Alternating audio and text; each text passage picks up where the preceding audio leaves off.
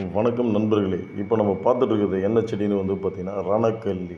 So இதோட nature, அதோடைய என்ன பயன்களுக்காக அது பயன்படுதுன்னு பார்ப்போம். ஃபஸ்ட்டு இது வந்து நம்ம இடத்துல வளரக்கூடிய செடியே கிடையாது. இது வந்து மலை பிரதேசங்களில் வளரக்கூடிய ஒரு தாவர வகையை சேர்ந்த ஒரு செடி.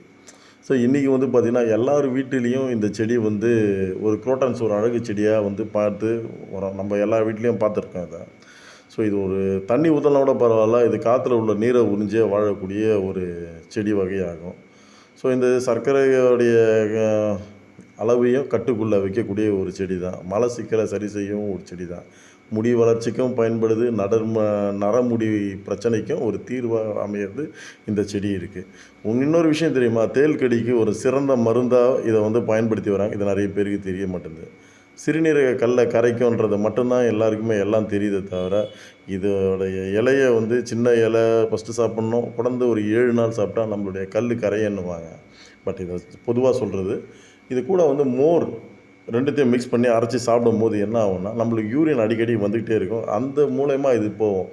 இது 7 நாளில் சாப்பிட்டா சரியாகுமா இல்லையா நம்மளுக்கு தெரியாது. ஆனால் 7 நாள் நீங்கள் சாப்பிட்டுட்டே இருக்கும்போது சில விஷயம் சரி, அதையும் தாண்டி நீங்கள் சாப்பிடும்போது கொஞ்சம் கொஞ்சமாக சரியாகும். இதோட இலைகளை சாதாரணமாக அரைச்சி புண்ணுங்களுக்கு போட்டால் கூட அது சரியாகும். சிறப்பு காயங்களுக்கு வந்து இந்த இலையோட வெத்தலை சாறையும் கொஞ்சம் சேர்த்து அரைச்சி போட்டிங்கன்னா இன்னும் சூப்பராக சரியாகிடும். சரிங்களா? இதை வந்து இன்னொரு இதுவும் சொல்லுவாங்க, கட்டி போட்டால் குட்டி போடும் அப்படின்னுவாங்க. இதோட ஸ்பெஷாலிட்டி என்னன்னு பார்த்தீங்கன்னா, இந்த இலையில் இருக்கிற இலை இருக்குது பார்த்தீங்களா, இது விதையோ சில இது பதியமோ போட்டுலாம் வைக்கணும்னு அவசியமே கிடையாது. இந்த இலையில் ஒவ்வொரு கணுவாக வளைவாக வரும். ஒரு ரோஸ் கலர், ஆரஞ்சு கலரில் வர மாதிரி வரும். அதில் பார்த்தா ஒவ்வொரு இதுலேயுமே ஒவ்வொரு வேர்த்தன்மை விட்டு வளரக்கூடிய செடி இது.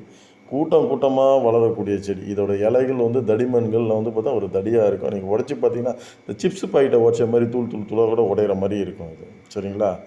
இது வந்து ஒரு கட்டி, வீக்கம் இதில் வந்து நம்மளுக்கு இருக்குதுன்னா அதில் கொஞ்சம் நல்லெண்ணெயில் போட்டு வதக்கி அந்த இடத்துல வச்சு கட்டினீங்கன்னா கொஞ்சம் நாளில் கொஞ்சம் கொஞ்சமாக சரியாயிடும். இன்னொரு விஷயம் வந்து பார்த்திங்கன்னா, இது வந்து மஞ்சக்காமலைக்கு கூட இதை வந்து பயன்படுத்துகிறாங்க. ஸோ இந்த மூலிகையும் சேர்த்து அரைச்சி அவங்க வந்து இதில் கொடுக்குறாங்க.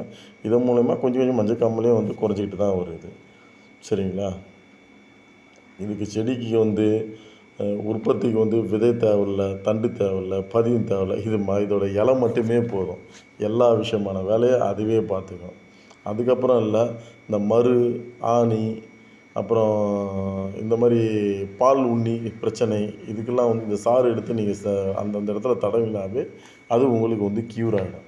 இப்போ இருக்கிற காலகட்டத்தில் வந்து பார்த்திங்கன்னா, மக்களுக்கு சரியாக போதிய தண்ணி வந்து குடிக்க மாட்றாங்க. அந்த தண்ணி குடிக்காத காரணத்தில் என்ன ஆகுதுன்னா